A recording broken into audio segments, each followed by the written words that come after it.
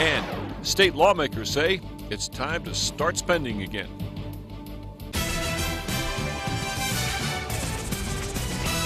Finally, some good money news. The state's finances are improving, and lawmakers are ready to undo a lot of cuts to schools and health care. News 13's Katie Kim has the budget breakdown from the Newsplex. We've known for a few months that the state was looking at new money from a higher than expected jump in oil and natural gas money. Today, powerful lawmakers announced how they want to spend a lot of it. At least we're not in free fall. We're seeing the light at the end of the tunnel. For the first time in 4 years, lawmakers are breathing a sigh of relief. Today, the Legislative Finance Committee laid the foundation for the budget year that begins in July.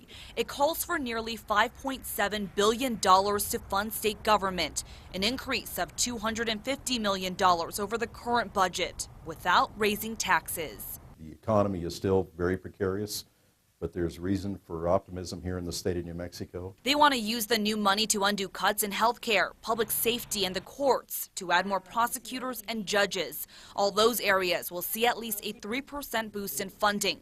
The biggest chunk of new money, almost $90 million, will be funneled into K through 12 education, with some of it earmarked for reading programs. Public employees, including teachers, will see a slight increase in their take-home pay as their temporary hike to their pension contributions expires. Lawmakers think the governor will be on board with the bulk of their plan on where the money should go.